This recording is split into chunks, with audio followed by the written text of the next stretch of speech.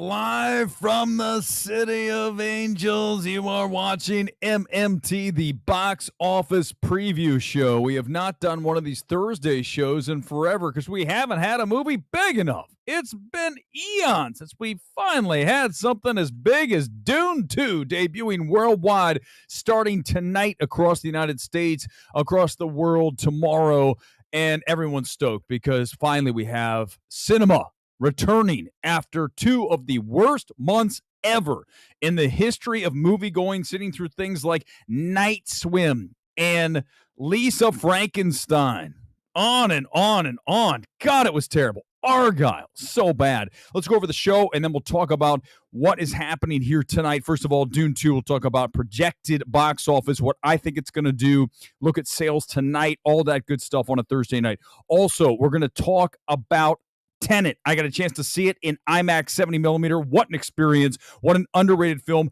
Underappreciated, no question. And Warner Brothers really could have done more with this film this time around. A little disappointed, but we'll talk about that in moments. Also, Superman is no longer SupermanLegacy. It's just Superman. That's coming up. Poor Things. Is it the trash that I've said it is for so long? Finally, people are waking up to that. Also, Rebecca Ferguson, who did her dirty. Who was the actor who was incredibly rude, disrespectful of a goddess? We'll get into that tonight. But first, we do talk about Dune 2 debuting worldwide. We're looking at the early sales here across Los Angeles, and I haven't seen anything like this in a long time. I mean, look at this. This is from Burbank AMC, the IMAX at 6:45. These shows went off about an hour ago or so. This is virtually sold out. You know, those front seats suck. No one wants to be up there, and you're sold out every other seat. Let's go to Burbank, stay there. Dolby Cinema, same kind of situation. Everything but those first two rows. We go to Universal. This is IMAX. This was every single seat was sold for the show that went off an hour ago. This is what it looked like at TENET the other night. Biggest IMAX screen in the LA area right here, and look at that, sold out. This is looking fantastic for Warner Brothers and for movie-going and cinema lovers everywhere. Dune 2 at Grove. You can see virtually sold out, everything except the front row. Again, Grove, this is Dolby. That was IMAX before, same kind of thing. Century City, not the biggest IMAX, but virtually sold out except for those front two rows. And then Dolby, same thing. This is looking great, guys. This is going to be big. Let's go to Deadline. They already have an early number here tonight on this at 10 million plus. This is from sources, and Deadline's always good about this. We're not discussing film where we just slap some story together and just say, Deadline, you wrote this, because they don't even know what journalism is. They just take other people's shit and then repurpose it for their own.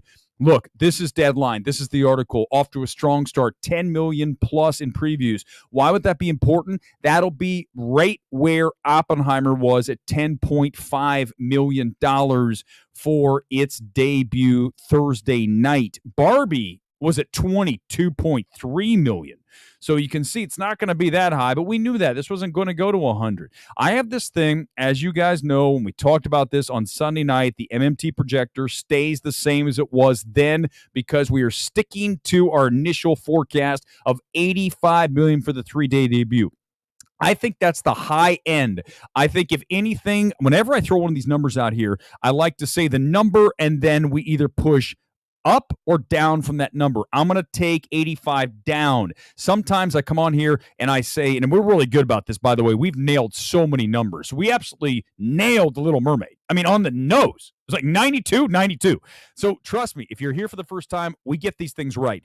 85 and down is the number here for this. It's not going to get to 100. I will be flabbergasted if it gets to 100. Now, that said, as we look at this Deadline article, it's very early, okay? It's way too early to be saying it's even 10 million. They're just saying, throwing a number out there. Sources say it looks like about 10 million. They can look at the sales from tonight, compare it to Oppenheimer, and say it's about the same, right? So that is pretty easy to do. Let's look at this too. If you've seen the movie, I want you to come in and tell me your thoughts on Dune Part 2 if you saw it either tonight or those previous screenings on Sunday. Your take. Do you think my number is fair at 85 and down? Or do you want to go 85 up, or do you have a number even under that? Welcome to the show tonight. If you haven't already, please give me a like. If you haven't subscribed, do that. Why not? It costs you $0. Okay, we're talking also about what this film will do worldwide in the final gross. Now, the number that I have in my head and have for a while here is $775 million. That is a very strong number, much more than the first. Now, remember this, though. Dune 1, of course, was 2021 when we were being told, don't go to theaters. You're going to die. Grandma's going to die. If you go to the movies, you're going to kill everybody. Mask up. Don't leave your house. Except for the rest of us who are like, screw that. We're going to keep living the lives we did. And I did. And I'm here tonight talking to you. I know it's shocking. I know it is really hard to comprehend that I made it through COVID by not taking any of the precautions that our overlords told us to take. Oh my God, how did he do it? But then again, there's a very high chance that I killed at least 100,000 people by going to see Tenet in Vegas in 2020 when it was totally dangerous. So I'm going to apologize to the medium-sized city that is now dead because I went to see Tenet in Vegas. My God, some of you fell for some shit. All right, we're not going to do politics, I promise. But welcome to MMT. This is what we do. We do not hold back. We will never hold back. You cannot stop me. It'll never happen. Kevin Davis, welcome back. 400 to 600. That's way low. Listen, if it gets to at least 500, Warner Bros. Isn't going to cry about this. They are going to get a Messiah. Right? We know Dune Messiah is being made. You saw how this film ends. It is being forced. It is Denis' way of making certain this happens, okay? Even if they wanted or were on the fence about it, even if this thing doesn't perform as well as we think, let's say it goes to 400, not even to above the first one, then they're still going to make another one. Because they want to work with Denis, right? That's what these things are about, too. It's about the relationship with the directors, as we just saw with Warner Brothers losing Nolan for Oppenheimer and then losing out at $950 million worldwide. And why do you think they brought Tenet back? Well, obviously, it was my idea. You guys know that. It's not a joke. This is 100% real, factual. That's what I love, by the way, all my film Twitter dweebs out there. Y'all haven't done shit. You don't even know how to even touch the stuff I do. And that's the thing. They all come after me. Oh, Weber, this and that. Who's the one who single-handedly suggested that they bring Tenet back and then boom, it's back? You're damn right. It's me.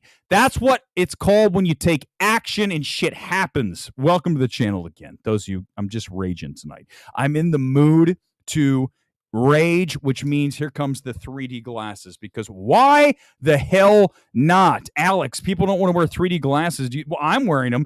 Oh, we're talking about the headset. Omega Swiper, we're not doing it tonight. I'm not talking about the stupid headset. I'm not plastering the Apple Vision Pro to my face and walking. It's not going to happen. I have no interest in doing that. Gone Girl, I don't think Dune 2 will get to 1 billion. 850, I have 775. We're in the same ballpark. Let's see what else we have. I doubt 1 billion, 100%. I'm with you. I don't think so.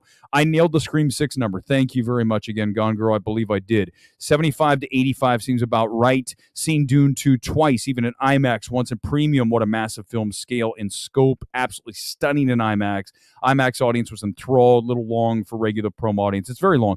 It feels a lot longer than the first one, not just because it's 11 minutes longer. It's just, it doesn't flow as well. I like the meditative feel of the first.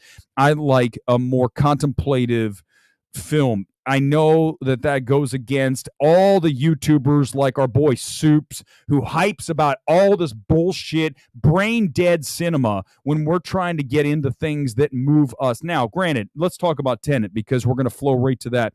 Just got out of that 2 nights ago. What a night it was. Do you see the Tenet special gift they gave us up on the FYC walls here at the MMT Studios? Do you see it right next to Moonlight? Look how cool that looks. You got the light going off of Tenet, and it's got like some motion off of the strobe light. This is what we got. We got this 70 millimeter collectible, and someone already asked me, do you want to keep? Of course I want to keep this. It's got 3 different shots from the movie. It's kind of hard to see, obviously, because the light's right there, the ring light, but you can see there, it is a super cool memento. I am thrilled to have this. It's going to be on the desk forever here on MMT. Let me tell you my initial, reaction to this third screening now of Tenet. If you have not watched my reaction video straight out of Universal, you can check that out. But just a reminder about this film. First of all, it was screwed by the powers that be that shut down cinemas everywhere in 2020. Remember, this was just months after they told us we're going to shut things down for 2 weeks to slow the spread, right? Just 2 weeks. That's it. And then it dragged on 2 months, 6 months, a year.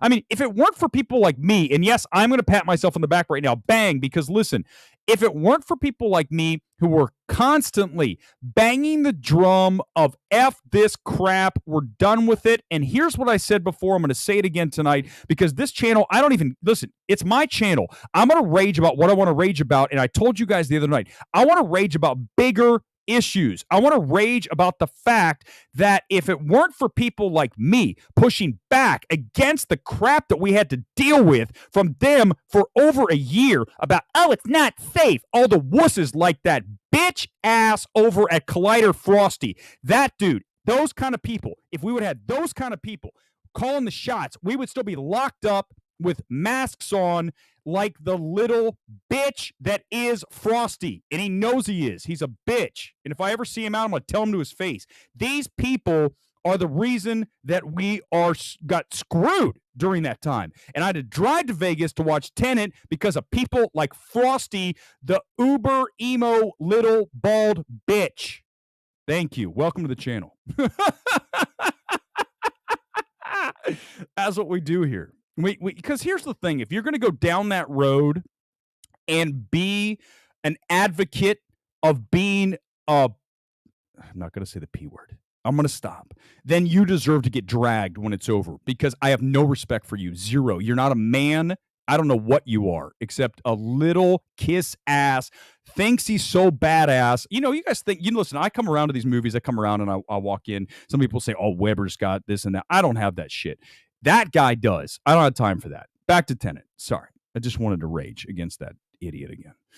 Here we go. Tenet was awesome. Here's what I don't think you guys understand about that film. And I think Nolan, when you watch it, especially for the third time now, you don't need to understand it. Like the woman who hands Washington the gun early and he starts shooting, he has to pull the bullet back and get it in, right? When he has to shoot in reverse, he's catching the bullet. She says, don't try to understand it. And that's exactly what you have to take that into the film. You cannot sit there with Tenet and think, here's this, here's that. I can't do it. Doesn't make any sense. I mean, it sort of does, right? We go backwards in time, forward through time, but it's really just about the spectacle, the sheer spectacle of the film. I had an amazing time up there, and it was most importantly a reminder why I just raged is this. Okay, here, let me explain where the rage just came from. Obviously, it was targeted at one person because those are the people that were doing it. When I sit in a theater and I am with 500 other people watching Tenet at Universal Studios, I am reminded of my love again for cinema. And we had that taken away from us from people that didn't care about it. And they were all, well, you need to be safe. And that's all fine and dandy. The reality is let me explain something to you. No one is going to make things safe for you. The world is not made safe by the government. The world is made safe by whatever choices you make. And let me tell you something about life.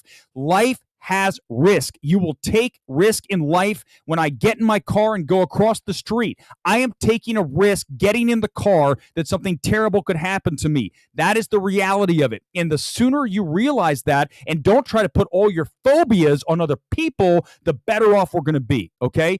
You assume risk by waking up and getting out of bed. So don't ever let that shit happen again. To the comments, I'm sorry, you guys know it's 100% how I feel about this. I cannot stop because this is what I'm going to do. Ultimately, I'm just going to rage against this again over and over. And if this ever happens again, I promise you, YouTube's going to probably take the channel down because I'm not going to stop. I'm going to have to go over to Rumble at that point and just rage on Rumble. Tenet is hands down the worst Nolan movie. It's unwatchable. 70mm is going to help that fact. Freddy the Platypus back in the house. Listen, it's definitely not unwatchable. There are so many incredible set pieces in this film. Certainly the 777, whatever the hell that plane is, the jumbo jet that he physically crashes into the building. That alone, right? Again, the sheer spectacle of Tenet is why you go to see that film. And I will say, when you watch 70 millimeter, remember you're getting a dimmer picture. So it's going to have that kind of grainy look, a little bit dimmed. When you saw Oppenheimer that way, it's the same thing, right? 70 millimeter is always going to be more of a cinematic feel, old school movie going, right? Larger than life picture. That screen at Universal was unbelievable. And it was just such a wonderful time to be back and to remind myself of what things were 4 years ago when we couldn't go to theaters in LA. And now I was back at Universal and I was watching a movie in LA. And Tenet, the first time I saw it, it's all about, for me, and it still is, Ludwig Göransson's score. If you remove Göransson's score and you slap in, oh, let's go to our favorite composer, right? You go look at someone like Lorne Balfe and you put his you imagine Tenet with a Lorne Balfe score. It would, you talk about unwatchable. That would be unwatchable, okay? I've been a Tenet fan from the beginning. I'm especially a fan of John David Washington's performance and character and Nolan's imaginative take on time travel. He loves the concept of time travel. Clearly, we've seen that. Interstellar, another movie that does it better, but even that's a movie that at the back end of that, you're starting to lose, like, what the hell's happening? He's in the walls, there's different dimensions, what's happening? You just have to kind of go with Nolan and know you're going to be out there a little bit.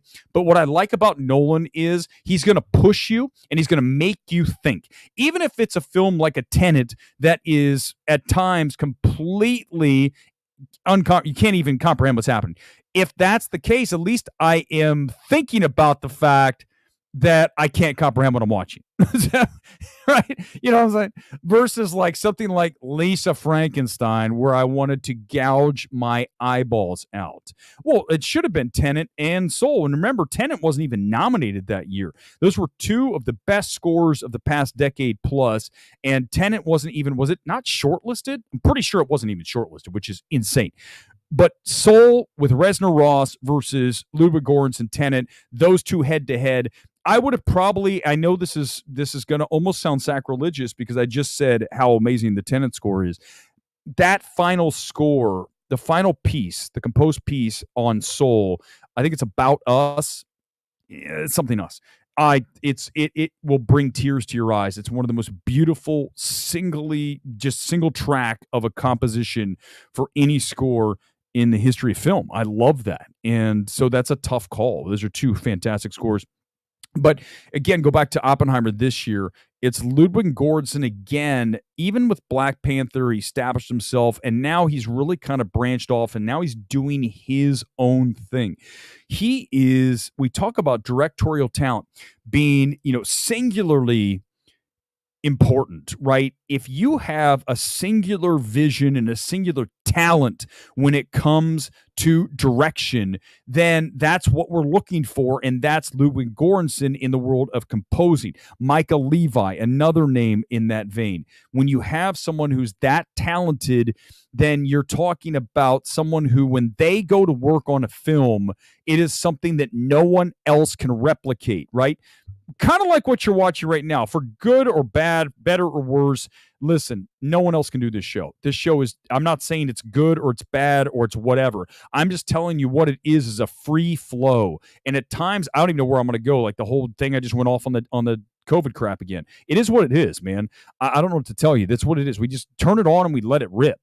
And ultimately, that's what we're looking for in any artistic endeavor, is somebody who, if you were to replace them and put someone else in this chair, if you were to put someone else in the room composing the score for Oppenheimer, you wouldn't even get anywhere near the same result. It wouldn't even be close to the same. Now, in some cases, you might say someone else in the chair, it'd be a better show. It would certainly be a more relaxed, calm, and maybe just chill, like Chris Stuckman kind of thing.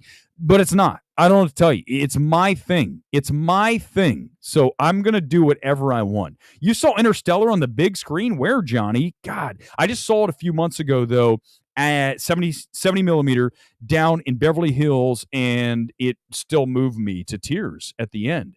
The score, when you have Hansa's score, you have the emotion. It's the most emotion-packed Nolan film, right? Because you have the love of the father and the daughter through time, and the end of that film just shatters you. The fact that she's aged and he's still the same. I'm always going to be fascinated with the sad passage of time. I believe the Japanese have a saying for it.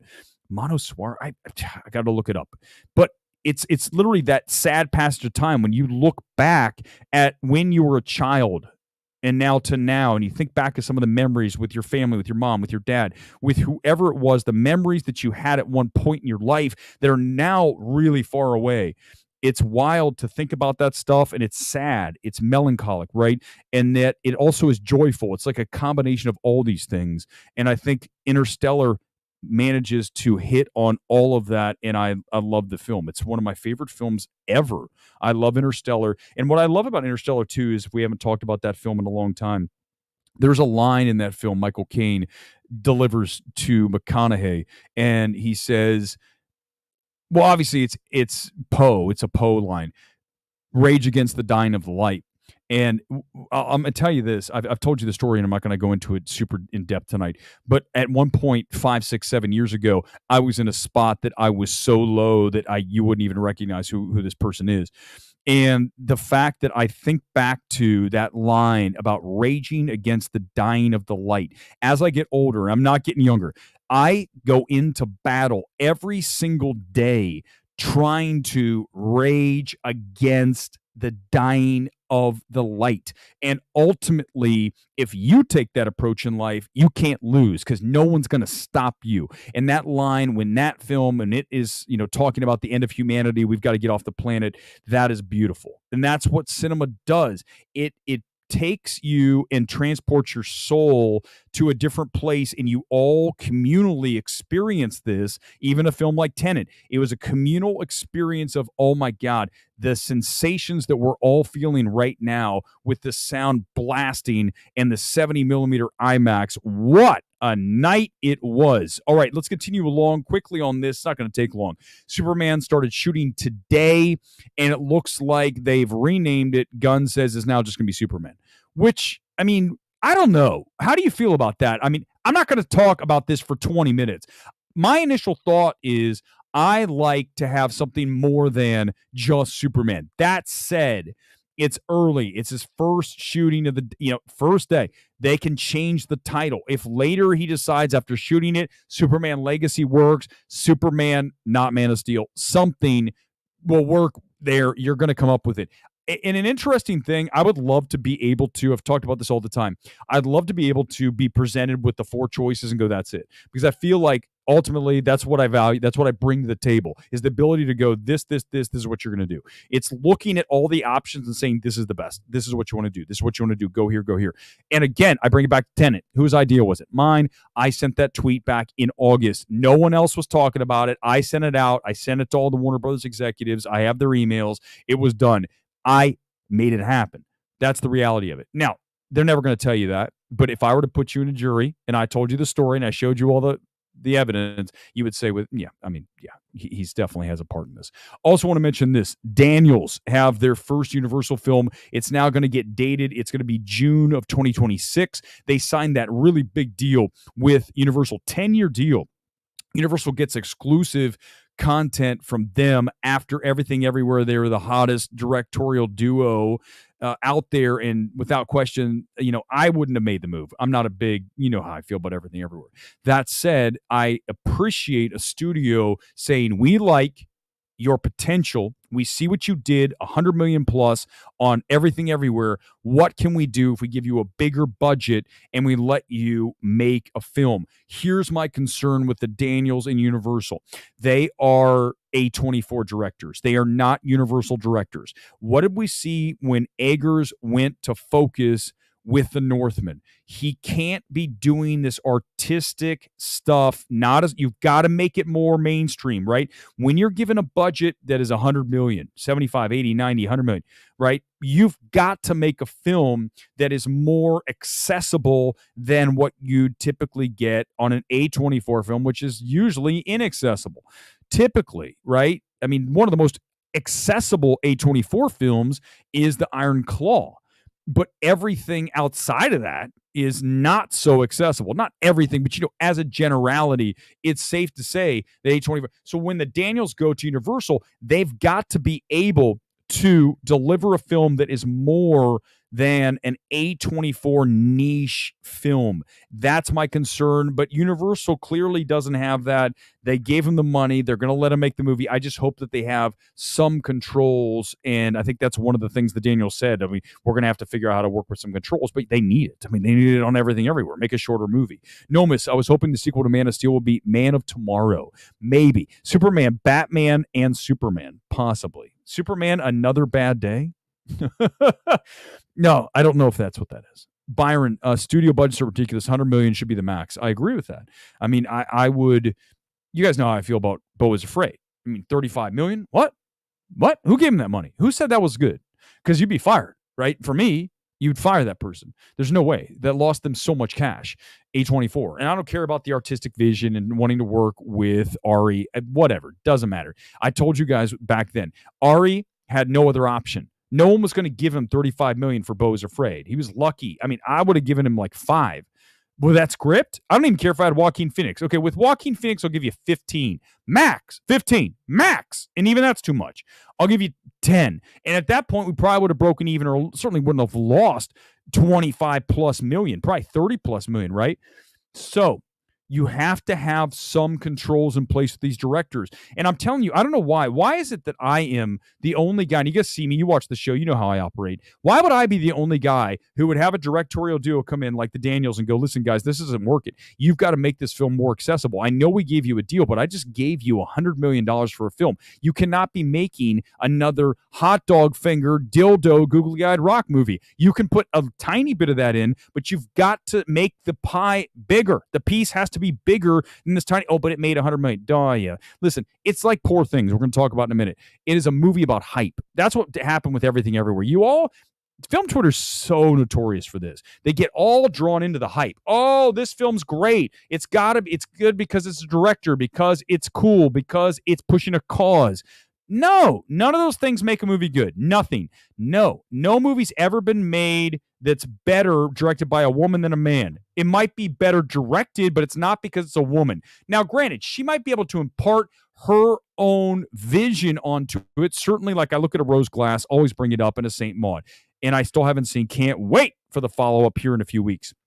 But when you look at, I never have ever walked out of a film and said, this is good because it's a woman. But that's what we have a lot of these progressive mindsets out there. Don't be like that. That's pathetic thinking. It really is pathetic thinking. If you think when you come out of a movie, oh, we have to praise this because it is whatever director. No, it doesn't matter. I don't care if the director is trans. I don't care if the director is from Mars. If the film is good, it's good. It's not good because of the qualities that are, hereditary or not hereditary of the director. So who cares? Stop talking about this stuff. I'm so tired of talking about these things. But yet that's all that Film Twitter wants to do. The virtue signaling. Oh, no, it's not great. It's good or it's not. The Marvels was not bad because it was directed by a black female. It was bad because the screenplay sucked. It's not Nia's fault. Nia got handed that shit screenplay. That's not her fault.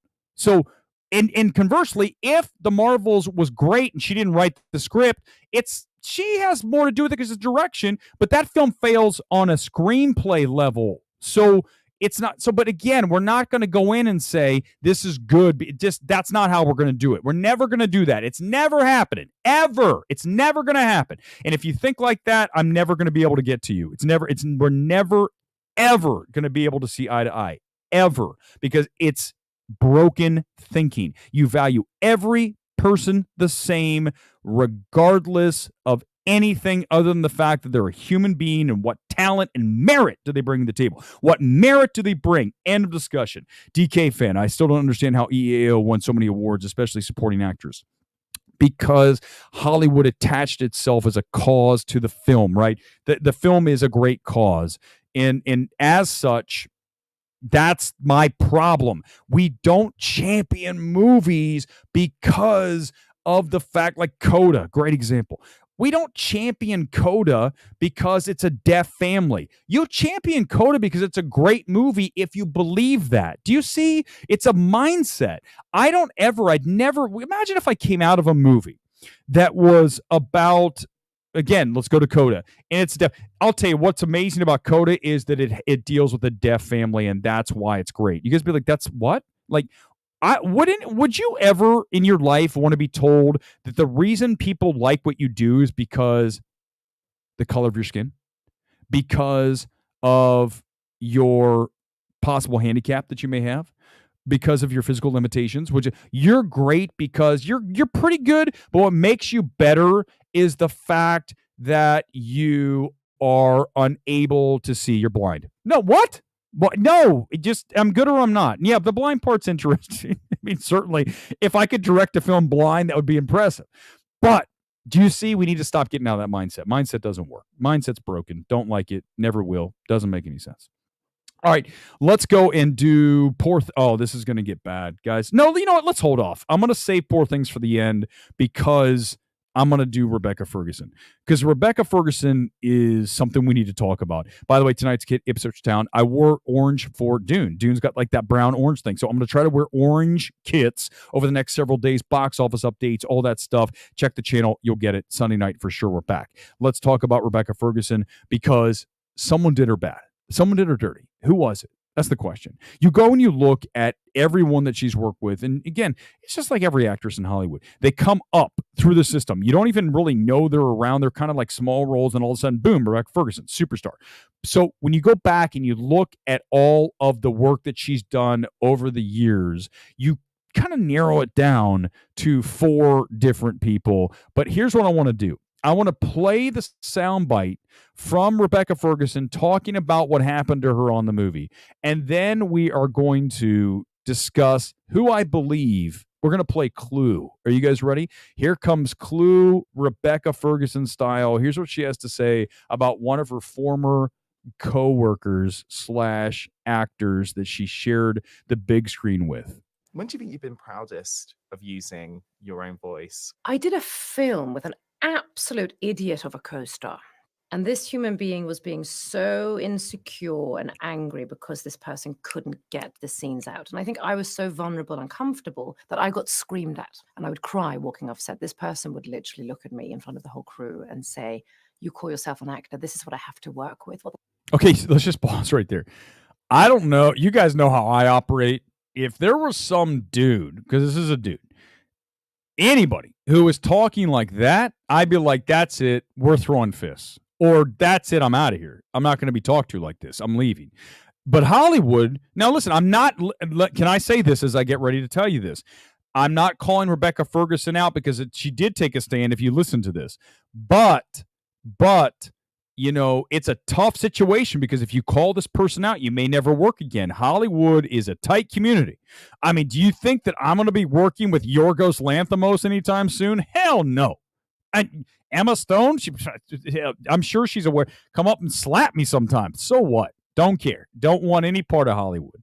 If I was an executive, I'd want no relationships with any of the people that I work with. I just want to come in and make the best film and then be out. Just be this cold, ruthless black mamba like Kobe Bryant as a studio executive. Let's continue. What is this? And I stood there just breaking. This happens. But because this person was number 1 on a call sheet, there was no safety net for me. So no one had my back.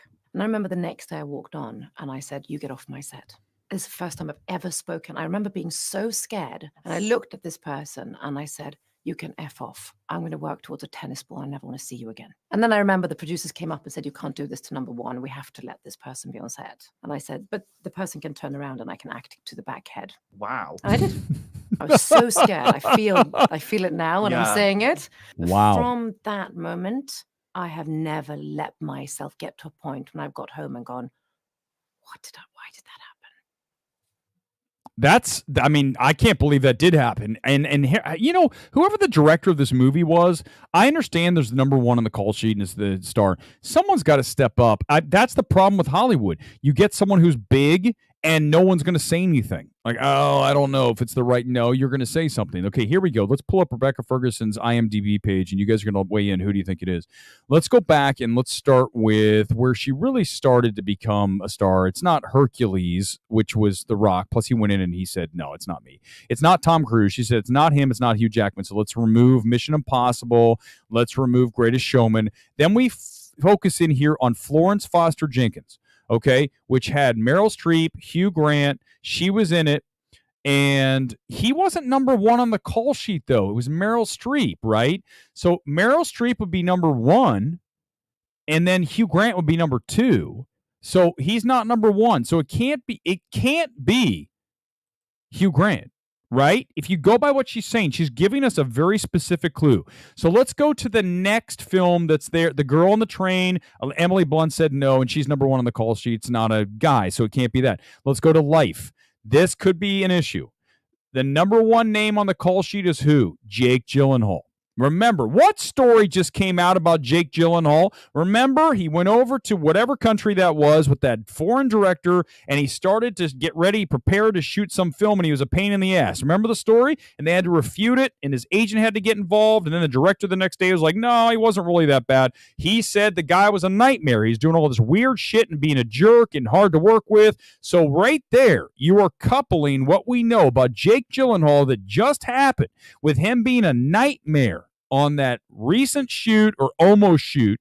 And now you have Rebecca Ferguson saying some guy was a total asshole. So I'm telling you right now, Jake Gyllenhaal does not look good.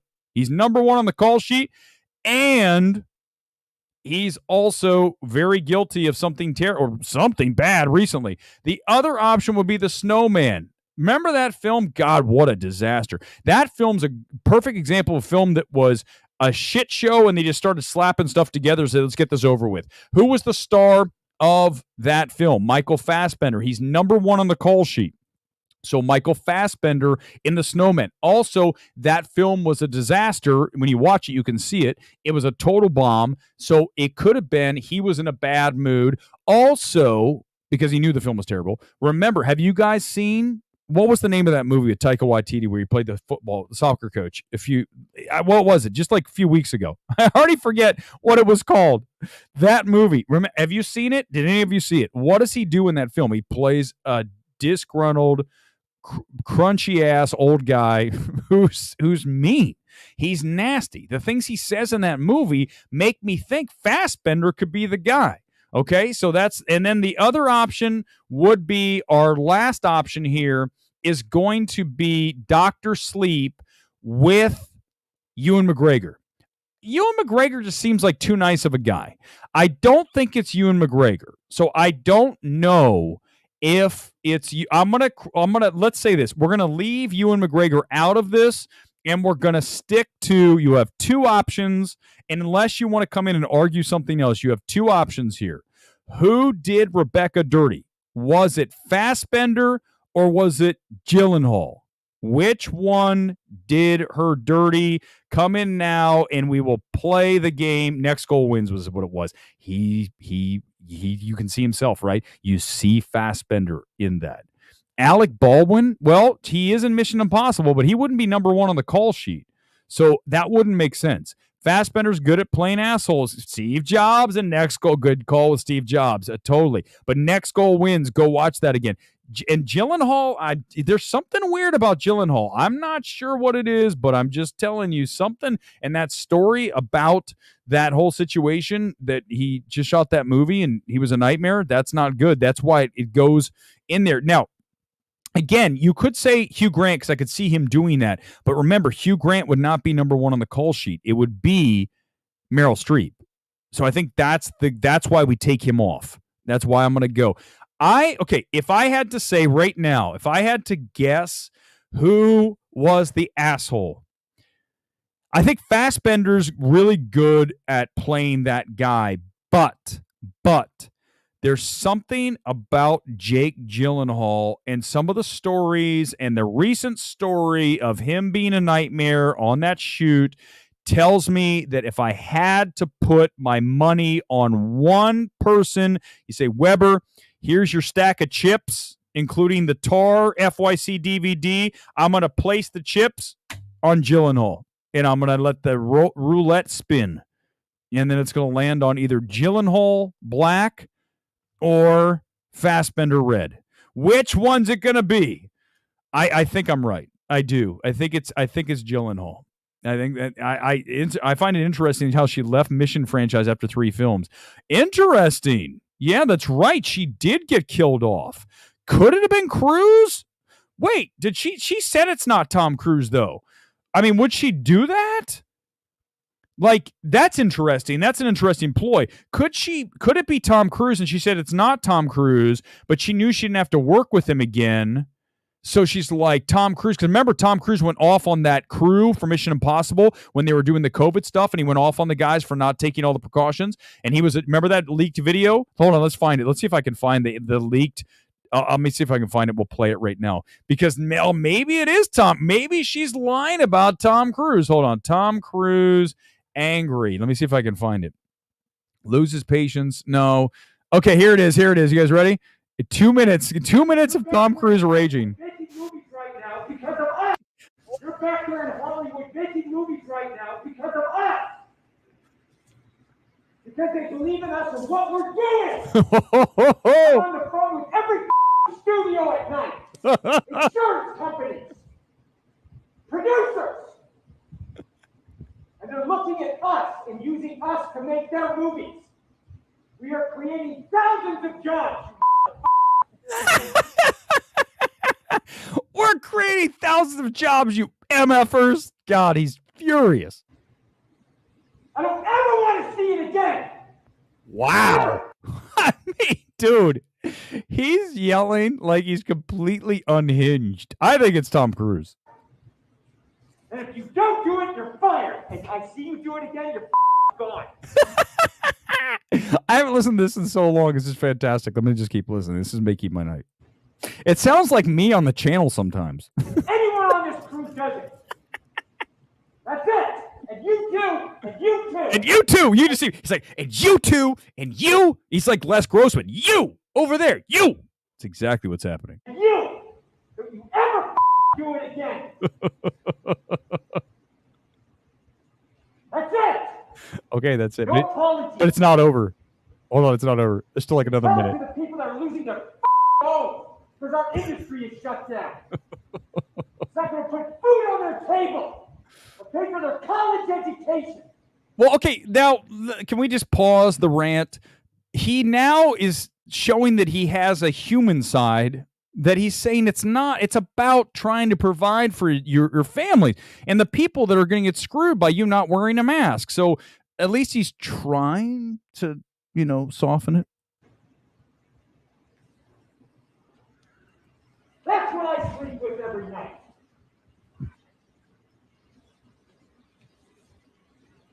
The future of the industry. So I'm sorry, I'm beyond your apologies. I have told you, and now I want it. And if you don't do it, you're out. I love how he says it's beyond your apologies. That's a great line. I'm going to have to remember that. Guys, if you ever do me wrong, it's beyond your apologies. We are not shutting this movie down. No, they should have. It didn't do very well. It didn't do as well as they thought at the box office. Probably because he yelled. Is it understood? If I see it again, you're gone. And so are you. So you're going to cost him his job. I love how he's like pointing. You can just see this. I almost want to reenact it. And because of you, like out of nowhere, just like the guy's sitting there and he's just staring there going, oh shit. He just looks, he goes, you. It's Les Grossman. It's absolutely Tropic Thunder. You over there. You. Key grip. Punch him in the face. Punch him in the nose. Punch him in the face. Let's finish this up. I see it on the set. You're gone. And you're gone. And you're gone. That's it. Am I clear? Do you understand what I want? Do you understand the responsibility that you have? Because I will. Someone said yes, sir. Reason. And if you can't be reasonable, and I can't deal with your logic, you're fired. That's a lot of power. He's like, if you come to, I'll just fire your ass, and you can't do anything. Just imagine how much more he yelled when he found out somebody. Oh yeah, he did. He did. So could Tom Cruise be the guy? Could he? Yeah. Well, whatever. Byron, you know how I feel about the whole COVID thing. So, but just whatever. Come on, man. But yeah, I get what you're saying, but no. Tom is obviously very passionate. Yeah, I mean, listen, I don't know. He's so good in Collateral. Yeah, Christian Bale was good. Christian Bale's better. You la-di-da. That's one of the best ever. But Tom Cruise is solid. I just think that maybe we can't just dismiss him. Tom and Rebecca seem very gentle promotions. Well, I don't know. That's really curious because remember, they put you back in that room with the person, and there's video of like her with all these people. I don't know if there's video of her and Gyllenhaal, but Gyllenhaal seems like he's psychotic, right? When you look, he's done some stuff that makes you go, this guy's like, he's crazy. Remember also, the thing that's interesting about Gyllenhaal is he is a child. He's a Nepo baby. So he grew up with money. He grew up with people. He got what he wanted.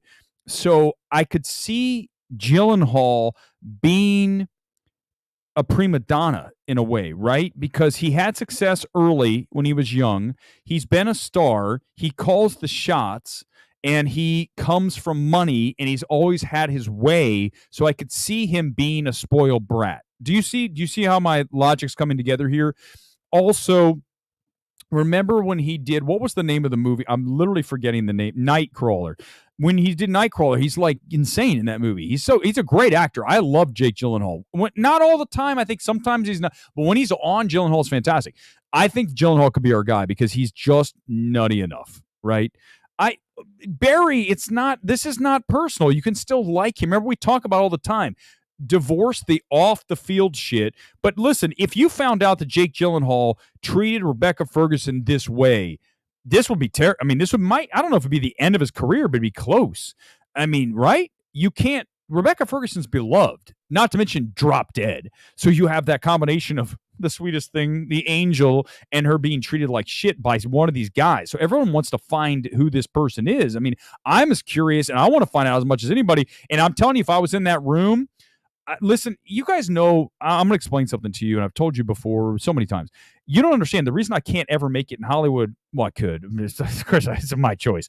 The reason is because I could never watch that happen and shut up. I'm the guy who, if there's something going down, there's a very good chance I'm going to step in. I'm going to say something. I do it all the time at the gym. The gym, if someone's being an a-hole or someone's doing something terrible, I go up and go, dude, I'm working out for 20 years. I know what I'm doing here, and what you're doing is fucked. And they go, whoa, they're not used to that. People aren't used to that. Now, granted, at some point, it could get in trouble with that. No question. I've gotten into some situations, but the reality is I'm not the guy to stand back and go, that's okay. You know, like someone's talking in a movie. I'm the guy who's like, hey, you up there, quiet, shut up.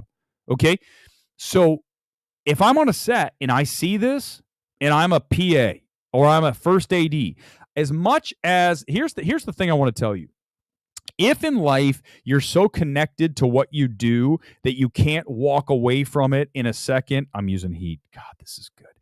You can't just snap and walk away, then you better watch out. And I think most people are tied into whatever they are, and they can't ever really say what they want to say. We saw it during COVID. We saw it, bringing it back to that, it's kind of the heart of the entire stream here. We saw it during COVID. People saw things, people are seeing things, and they can't say it because they're afraid of the repercussions. They're afraid that they may not have a job, and that is ultimately how they get you. They have you prisoner. You can't speak against them because if you do, you are not going to get invited back. You're not going to have a job. You're not going to get that fancy new watch, car, whatever it is. You're not going to get it because you don't have an in anymore. You are excommunicated. And what I will tell you is I love living a life that I could walk out on in 2 seconds. And I mean that. It's awesome how I can just say, I will always err on the side of telling honesty and truth and not worry about the repercussions. Because if I'm speaking from a truthful and authentic position, then and you know, one that's karmically aligned, then I'm okay with that. You know, when I just went after and savaged Frosty, the reason I savaged that guy is because he was outspoken about shutting theaters down and being safe. And again, that's not your job. I don't need you to advocate for me. Look at the two of us physically. If anyone, someone needs to advocate for you, dude, because you need to do some work. So the point is that if you believe in what you if you live the way that you truly, soulfully believe, then no one can touch you. And that's how I live, and I never will be. Did you? Did you? Yeah, Drew McWeeney's another guy. Whatever. I am an energy guy. Yeah, I guess it is. I mean, it's just. I don't know how to live without just being in the moment. Okay, let's go to tell Gore to stop drinking at parties. They record him. What? Well, I don't know. Can I say something about Gore real quick? And this is, I know this is going to sound, because I thought about this the other day. Someone actually said this to me, and I know I want to say what I say, and then I want you guys to understand what I'm going to say. You guys tell me what you think about this. I'm going to try to work this through this, what I thought about. Someone said about Gore and his show, Gore likes to hear himself talk. And then I thought to myself, I get what you're saying. I hear that all the time. And people might accuse me of that. But the truth is, that's not who I am. I'm trying to say things that I believe are important and I think are bigger picture than a lot of this minutia shit. And when I heard that, I go, man, I would hate to have someone tell me that. Granted, I'm all by myself here. I have to talk. But you know what I'm trying to say? When people talk, I've been to movies and I've seen these people that are in the space that talk and they talk and talk like, oh, I know. Like they keep going. And I know you sound like that might be me, but here's what I do. Poor thing sucks. I don't go, and here's like, okay, dude, just stop. These are movies. Stop doing it. You know what I'm saying? People, have you ever known someone that just likes to hear themselves talk? Well, that was it. Yes, thinking of film. I am working on a script. I can't tell you, but I can tell you this. We are officially, me and my writing partner are officially, we have already kind of started. We're going to get this thing going on this coming weekend. So once I get started, I'm going to do fewer streams. I'm going to get this thing done. And I promise you this, and I mean this. Do you guys think that I am going to, after watching what I've watched, after knowing the people I know in the space, after reading scripts, do you think I'm going to set out and write something that's bad? There's no chance, because I can tell you, I will not even put it out. I'll be like, this isn't good. That's the thing I think we have a different mentality about, a lot of people. I'm not saying this show's perfect, by no means, okay? A lot of it's just shoot. But if I were to put my name on something, I am going to fully believe in it and know that it is worthy. I'm never, there are people out there who don't believe that. They just want to make the money. They just want to whatever it is. And even if they might not believe what they're selling, but they're still going to sell it. For me, if I don't believe in it, I'm not going to sell it. I'll be like, we're going to do again. This is gone. I'm going to Batgirl this, and we're going to try again, because I have standards for myself. That's why I've been able to achieve what I have in the gym, because I have standards. And I know people go, well, this is unrealistic. It's not unrealistic. I used to be, I mean, not that I'm big now, but the work that you do, you have a standard. If your standard's high and you meet that or come close to it, that's success. No matter what the financial is of that, the fact that you took those steps and you did what you could and you had the standard that was high and you managed to accomplish it in your own mind, that's all that matters. Whether it's successful in the world, that's not up to you. That I can't control. When I started this channel, I said it today. I was talking to my mom the other day, and I was talking about the channel. And I was like, listen, the channel's the channel. It's fine. We get, 500 views on a video. It's cool. We have some people that watch that like it. It's awesome. I enjoy that. But ultimately, I'm just happy that I finally said, let's do this and let's make something and at least stick to it, be persistent, be consistent, and build something. And that's what we did. So ultimately, if nothing else happens, if we didn't ever do another show after tonight, I'm happy. I feel like I accomplished something. I don't need to have 500,000 views, 1 million subscribers. It doesn't matter to me. I need you to understand that. I know that might sound strange, but it's truthful. And if you put a Bible in front of me, if you put me in front of a judge, put me on the Bible, I would tell you it's 100% true, because I just want to discuss things that interest me, not worry about monetizing it. It is what it is. I can't control the monetization. That's ultimately, and if you go about life like that, not worrying about those things, you're going to be more successful because you don't care. You're just going to go do your thing, and then you'll be happy with what you did. You're not going to worry so much about what other people think about it. I didn't get to this super chat earlier, so I'm going to get to it now, and I think I missed it the other day too. BB, I apologize. I owe you a free one. The Zimmer-Nolan split has helped them both.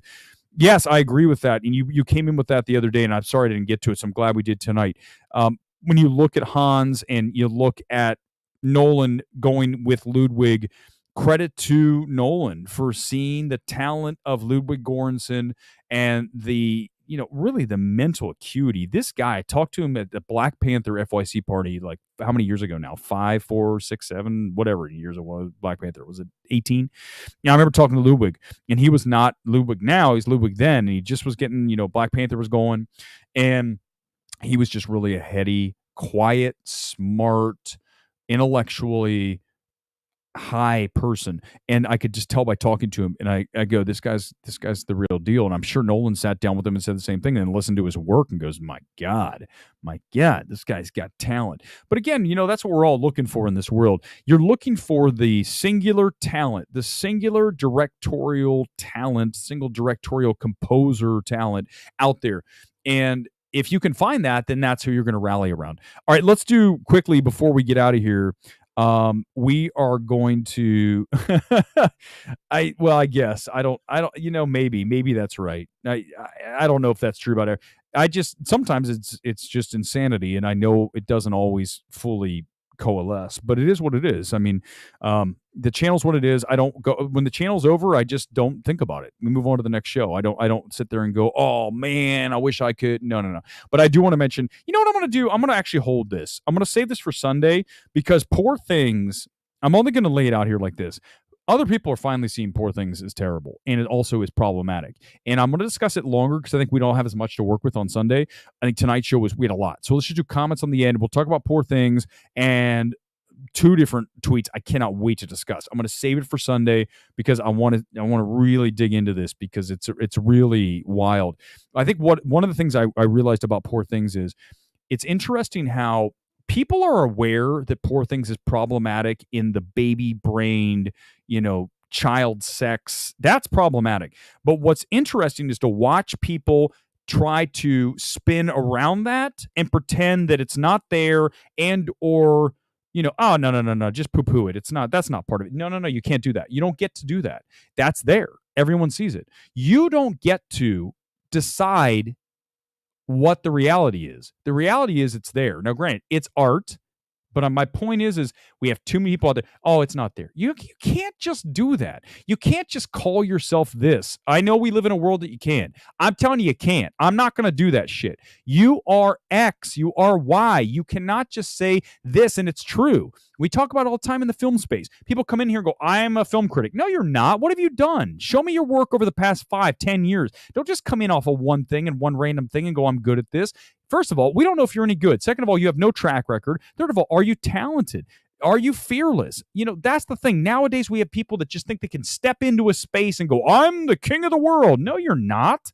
You're not. You can call yourself a king, but you're not.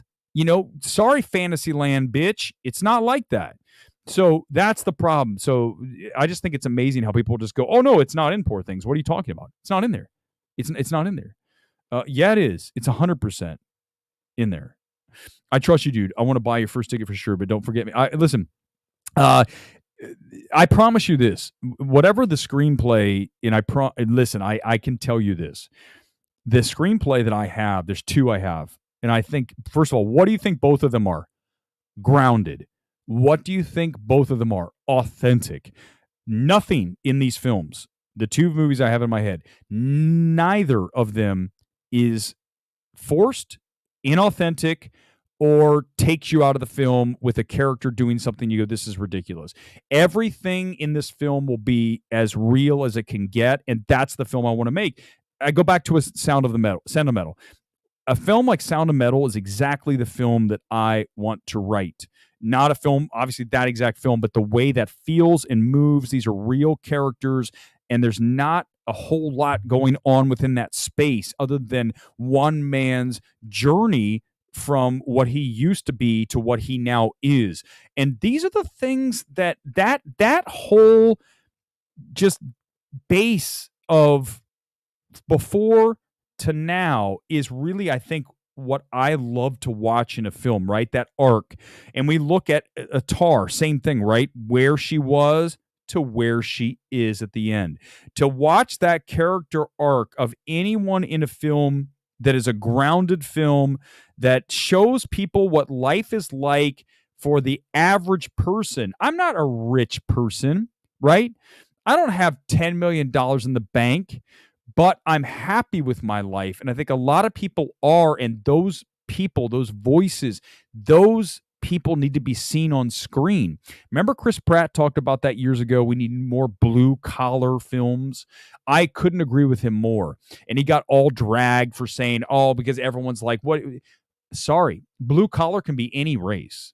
Okay, you go back and look at 1001, blue collar film. Okay, I don't love 1001 totally with that script, but I love the world. I love the feel. I love the direction of 1001. So when you look at that, that's what we're looking at. Sound of Metal, 1001, Tar. These are Return to Soul, a film I just tweeted about. Love that film. Grounded. Real characters dealing with real life situations. Ultimately, I will say this without giving away anything else about this, and then we'll get ready to wrap. A couple comments we're out. Is that I think that if you can leave the moviegoer with the thought of not quite despair. I know I almost like a depressing film. I'm not going to lie to you, but a feeling of in your life, you're going to be in spots where you might not love it, but you have to accept it. And I think that that is powerful. That whole thing, again, what am I talking about? I'm literally talking about Sound of Metal right now. You're talking about somebody who didn't want to accept it and they have to accept it. And at the end, they're starting to move on. It's cathartic. And that's what we're going to write. That's the story. And that's what it's going to be. And I'll tell you what, it'll be more grounded than 95+% of the movies that you sit through. That's what interests me. And I hope to be able to bring it to you here because I think ultimately, if we get to this and work on it, it's going to take a series, like a few months. And then I think we're going to have something that's good, really good. And I'm really looking forward to getting it out there. And maybe I'll even let, oh my God, can you imagine? No, that would be a weird movie. But listen, I appreciate all you being here tonight. And we're back on Sunday. I'm going to say this, though. We will do some box office updates. Maybe one tomorrow with how Dune's shaping up, like mid-afternoon. It might not be live. I might just tape something like short, like a 2-minute thing here in the studio. And then, of course, Sunday morning for box office, breaking box office. That'll have our numbers worldwide, all that. That'll be fun to do. And then Sunday night, we'll talk more about Dune. We'll talk about Poor Things. We'll talk about whatever you want to do here on Sunday, because I think we got to a lot of things here tonight. It's fun to do a Thursday night show when we had material. We had a lot of things to discuss tonight. Fun being here with you as always. Never know what's going to happen here, but ultimately I enjoy bringing the show to you, or whatever it is on any given night. I can't promise. There's no guarantees of what you're going to get here on this channel other than pure authenticity and hopefully grounded-ish things. Thanks for being here. See you back here at some point this weekend. Peace out.